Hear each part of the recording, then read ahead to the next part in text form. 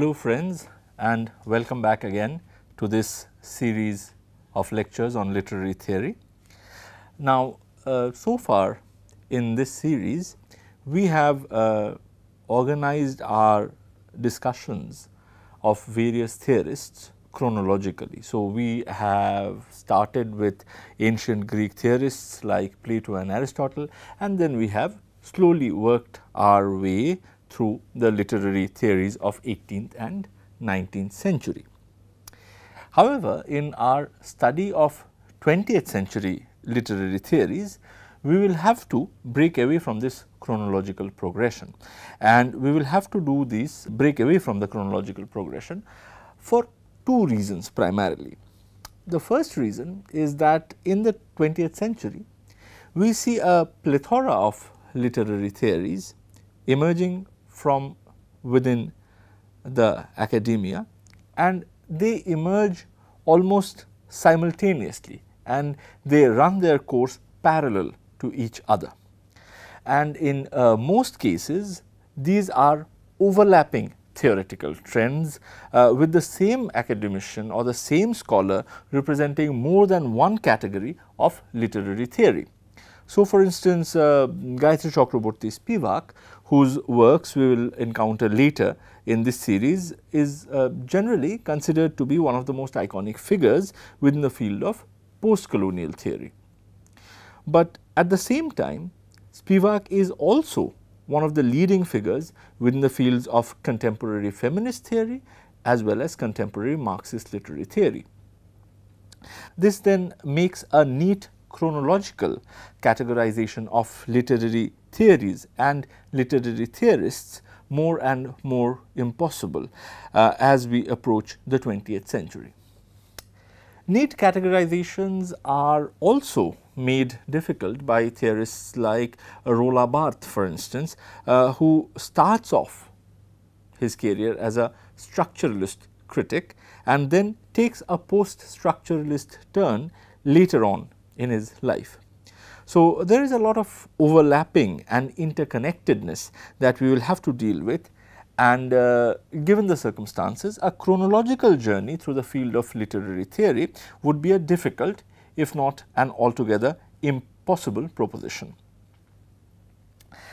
There is another point that I need to make here, which is that a chronological progression is also made difficult because of the connections that one school of literary theory might have with some earlier theoretical position. Let us, for example, take the case of the reader response theory that we are going to focus on in this lecture as well as in the next one. Now, reader response as a literary theory gained prominence within Western academia only during the last quarter of the 20th century. But its roots can be traced back to the more general theoretical position established by the phenomenological school of thoughts established during the first 3 decades of the 20th century. Now, in order to understand reader response theory, it is imperative that we also explore the philosophy of phenomenology, and indeed that is precisely what we are going to do in today's lecture. But this going back, though it is important as an aid to our learning, nevertheless problematizes the chronological positioning of reader response theory within this course. So, it is better to clarify at this point that the sequence in which the various schools of 20th century literary theories are going to be taken up would be mostly random.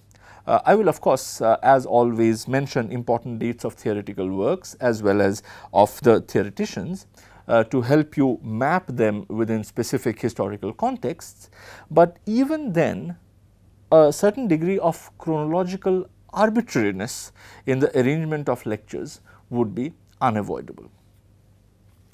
However, while pointing out the absence of a chronological sequence, I would here like to suggest another form of categorization which might help you navigate better through the thickly populated field of 20th century literary theory.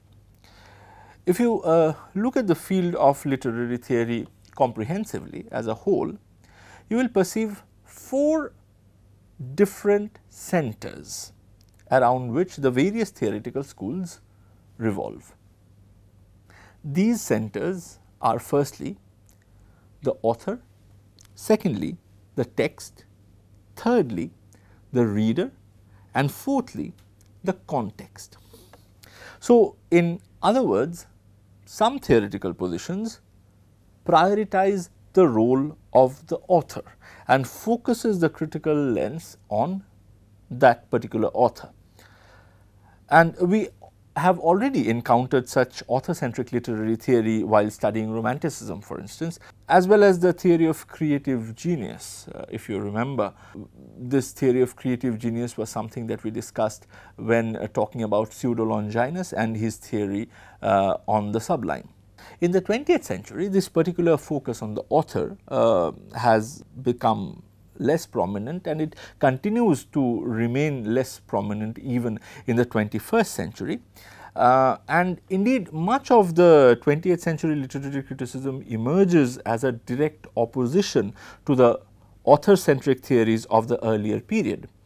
But in spite of this, the focus on the author does not completely disappear with the coming of the 20th century literary theory, and we shall see, for instance, the significant role that author still plays in psychoanalytic criticism, for instance, which is a school of theory inspired by the work of Sigmund Freud. So, now after having discussed author-centric literary theories, let us come to the second center, which is the text. And the kind of 20th century literary theory that we have discussed so far, namely new criticism, Russian formalism, and even Bakhtinian dialogism, all of these theories are primarily text-centric theoretical positions. So, their focus is on how a particular text uses different language components to fulfill various literary functions. And we will continue to observe this focus on the text or the language that is used as the text throughout our discussion on literary theories like structuralism, for instance, or even post-structuralism. On the other hand, what we will be discussing in this lecture and the next one will provide good examples of the reader-centric literary theories. So, we have discussed author-centric theories, we have already started discussing some examples of text-centric theories, and today we will take up a particular group of literary theory which focuses on the reader.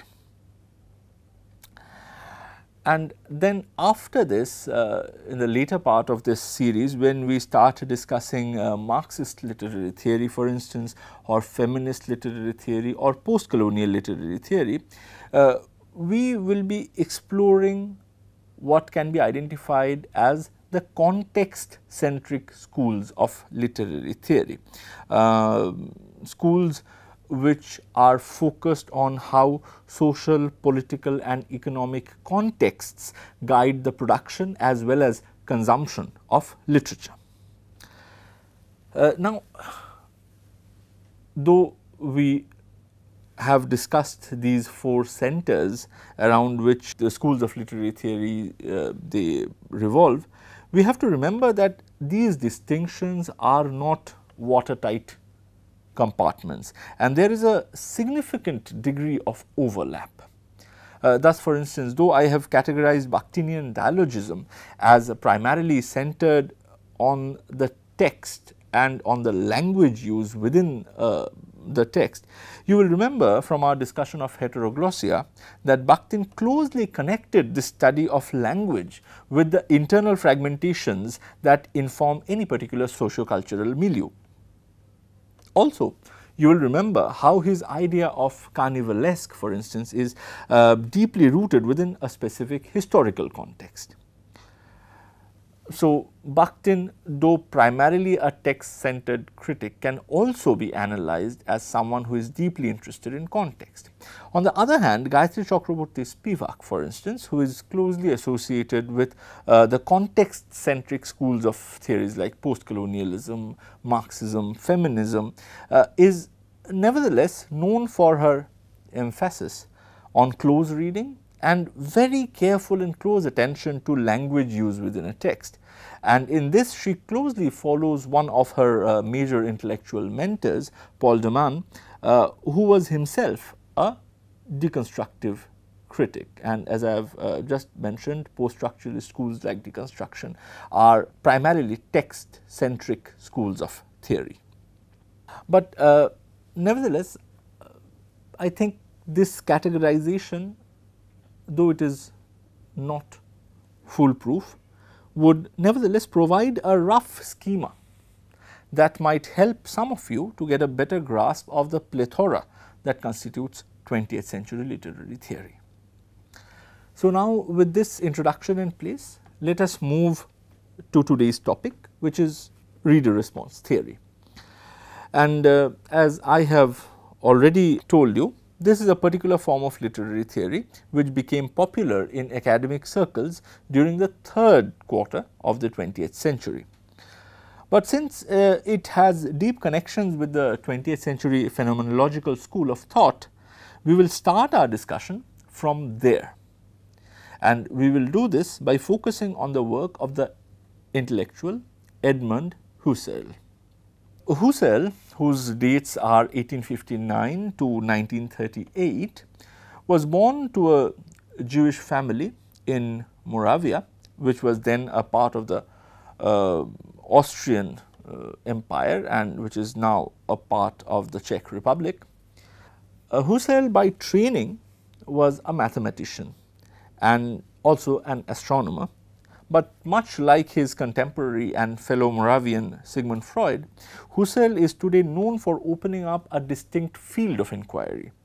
So, whereas Freud is regarded as the father of the discipline of psychoanalysis, Husserl is credited for laying the foundations of the philosophical study of phenomenology. And it was in 1900 when Husserl was teaching at the University of Göttingen in Germany that he founded the phenomenological movement. And by the second decade of the 20th century, he was successful in establishing the basic tenets of phenomenology as a separate field of study. And one of the key texts of Husserl that we have from this particular period, which was actually first delivered in the form of a lecture, is titled Pure Phenomenology, and it has a subtitle which is its method and its field of investigation. And why I refer to this text is because this text provides us with an interesting entry point into Husserl's work from the perspective of a student of literature and literary theory. So, in the middle of this short piece, Husserl states, and I quote, "No object of the category work of art could occur in the objectivational world of any being who was devoid of all aesthetic sensibility, who was, so to speak, aesthetically blind." In what follows, my effort would be to elaborate on this sentence in a manner that will help to clarify not only some of the basic tenets of Husserl's phenomenological perspective, but also how his phenomenology directs us to a reader-oriented theory of literature.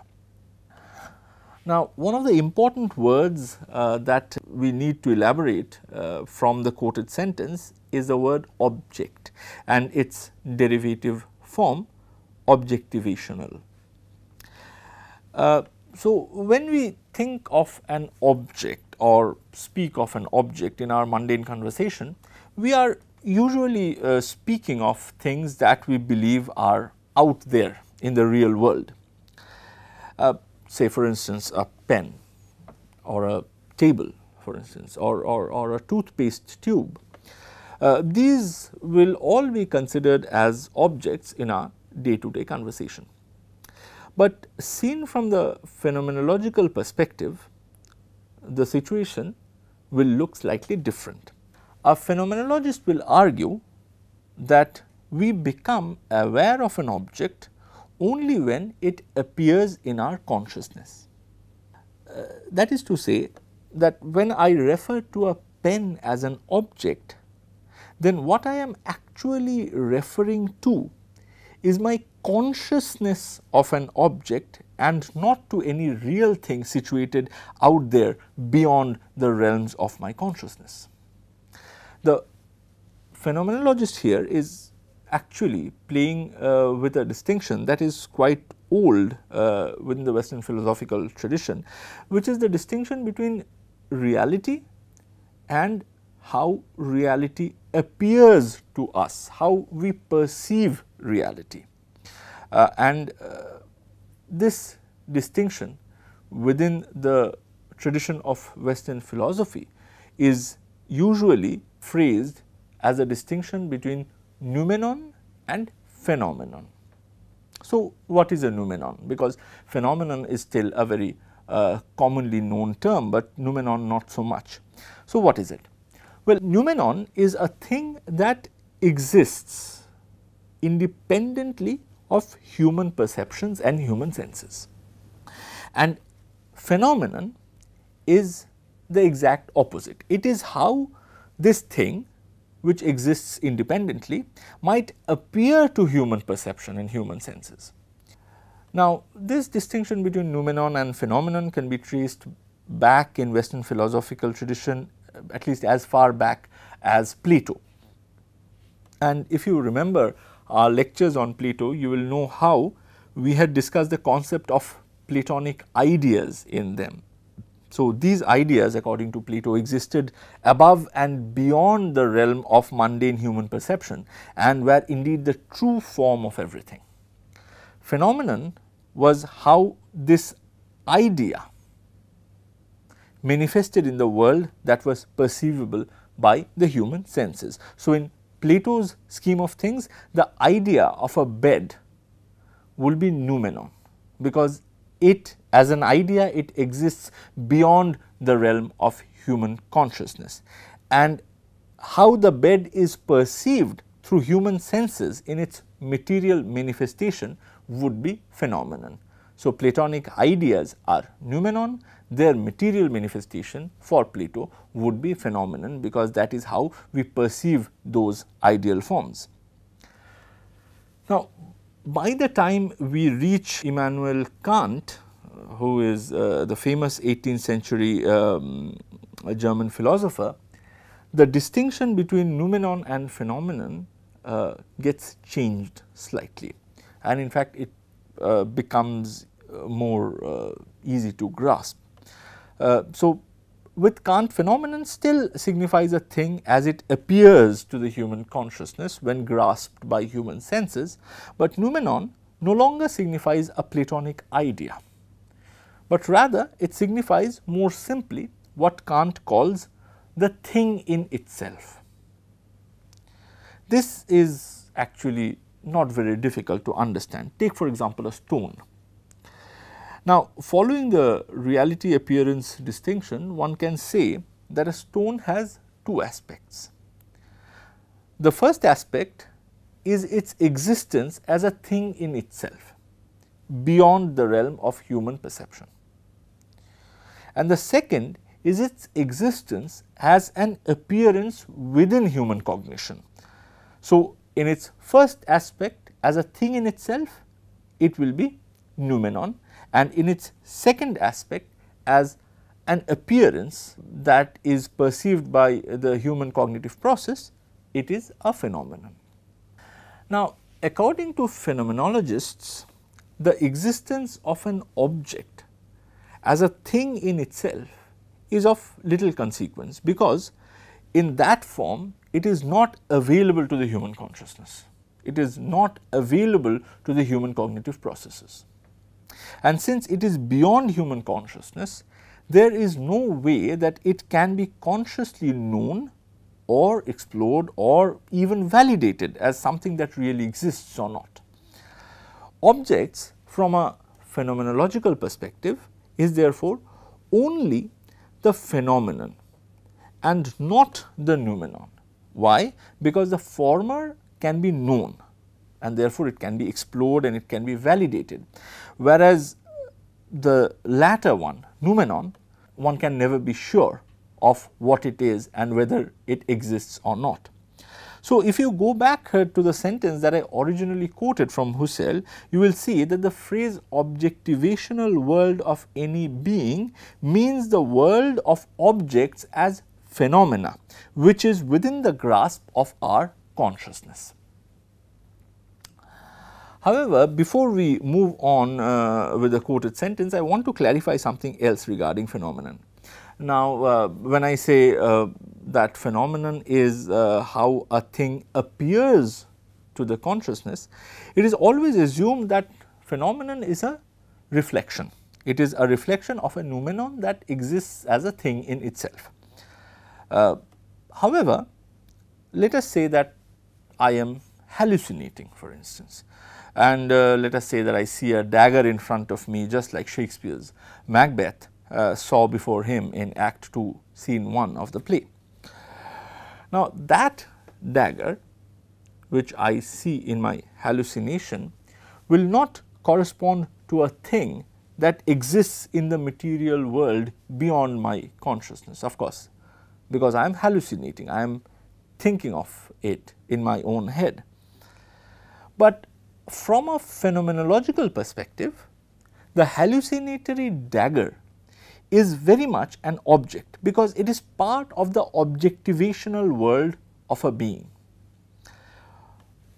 To give you another example, if I think of a dragon, for instance, while writing a sequel to, I don't know, Harry Potter, then irrespective of whether or not there is a noumenal dragon existing somewhere out there, the dragon exists as a valid phenomenal object within my consciousness. So, whether or not something is an object or not is not determined, at least from the phenomenological point of view, by its relation to the noumenal world, but rather it is determined by the notion of what the phenomenologists will say intentionality. And now, this word intentionality is very important for a proper understanding of phenomenology and also literary theories based on the phenomenological philosophy. So, let us try and have a more detailed look at this word. The word intentionality, as used within phenomenology, does not really mean what we usually understand by the word in our everyday conversation. So, for instance, in our mundane conversation, we speak of someone having a good intention, someone having a bad intention, where the word intention means something like the desire to achieve a particular purpose. Now, for a phenomenologist like Husserl, for instance, intentionality has a different meaning, because according to Husserl, every thought that we can think of is a thought of something. In other words, our thoughts are always targeted towards some object or the other. And here I use the word object in the more specific phenomenological sense of the term. And this targetedness of thoughts to particular contents or particular objects is what is identified as intentionality by the phenomenologists. So, in other words, if my thoughts are intended towards any particular content or towards any particular object, then irrespective of whether they exist out there as a reality is of no consequence to a phenomenologist. If it exists in my consciousness, then the phenomenologist will treat it as a valid object. So, here we come across a question: are these objects towards which our thoughts are guided by intentionality really reflections of something else that exists beyond those intentional thoughts, or are they creations of our own consciousness? And here I am not talking about things like dragons or hallucinatory daggers, where one can say that no, they do not exist, they only exist in our mind. But what about more mundane things like pen or stone? What we have is consciousness of these objects, but do they really exist as a thing out there? So, in more radical terms, can we be at all certain of the existence of a world of objects beyond our consciousness? Can we really be certain of anything existing as a thing in itself? Now, a phenomenological answer to this question will neither be a definite yes or a definite no. Rather, the argument will be that since we cannot know of this world, because we can only know through our sense perceptions, our consciousness, and we cannot know if anything exists as a material reality beyond that consciousness. So, a phenomenologist would argue that since we cannot know of this world beyond our consciousness, we need to suspend our judgment about it, and this is what is referred to as a phenomenological epoche, this suspension of judgment about a material world or a world outside what we are able to perceive and what we are conscious of. So, to repeat, a world beyond the realms of our consciousness is not the field of investigation for a phenomenologist. Rather, this is how Husserl defines the phenomenological field of investigation, and I will now read out from Husserl, and though the language might sound slightly difficult, but I think after our discussion you will be able to grasp this properly. It would be the task of phenomenology to investigate how something perceived, something remembered, something fantasied, something pictorially represented, something symbolized looks as such. That is, to investigate how it looks by the virtue of that bestowal of sense and of characteristics which is carried out intrinsically by the perceiving, the remembering, the fantasizing, the pictorial representing, etc. itself. In other words, phenomenology deals with the act of perception and not with any material reality or even immaterial reality that might exist beyond that realm of human perception. So, the question is, how does this phenomenological inquiry into the way things are perceived influence the way we theorize about literature? Now, if you notice carefully, you will observe that the phenomenological perspective is in sharp contrast to the position adopted by the 20th century literary theories that we have discussed so far. Thus, be it new criticism or be it Russian formalism, we have seen a prioritizing of literature as it exists as a text out there in the form of black words on white page. In the language of this present lecture, new critics and formalists consider literature as a text which is a thing in itself. But as we have seen, a phenomenologist will argue that the thing in itself, even if it exists, phenomenologist will neither deny its existence nor accept its existence, that is the phenomenological epoche. But irrespective of whether it exists or not, the thing in itself cannot be a proper object of inquiry because it is beyond the realms of human perception. Therefore, if we treat literature as a thing in itself, as a text which is out there, then that itself cannot be an object of inquiry because it is beyond the realms of human perception.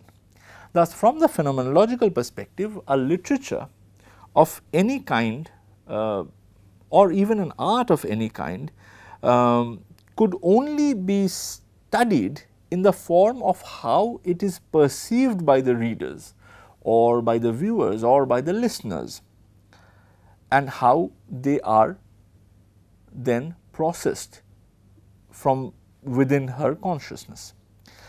So, in other words, a literary theorist cannot study a novel per se, but can investigate only how a text becomes a novel through the bestowal of the reader's perception and through the bestowal of her ability to make sense of the text. A novel or any form of literature opens itself up as a field of investigation only when it emerges as a literary object within the objectivational world of any being. That is to say, when it is perceived and read by a person as a piece of prose fiction. If a novel just exists out there and is never read or is never perceived and decoded as a piece of literary work, then from the phenomenological perspective, it falls beyond the purview of literary theory, and the best we can do is to suspend our judgment about it. And what is true for a novel is true for all literature and indeed all art forms in general, and this brings us back to the quoted sentence with which we had started, and I will quote it again, and now you will see you have a far more better grasp of that sentence than you had before. No object of the category work of art could occur in the objectivational world of any being who is devoid of all aesthetic sensibility, who was, so to speak, aesthetically blind. So, now we can see that a literary theory that emerges from this phenomenological tradition will foreground not the text, nor even the author, but the reader, and will foreground how the reader responds to a text as and when it appears to her consciousness. However, this study of the reader's response was not to emerge as a major literary theory till much later, during the last 3 decades of the 20th century. And we will take up and discuss the contours of this literary theory, which became popular as reader response theory, in our next lecture. Thank you.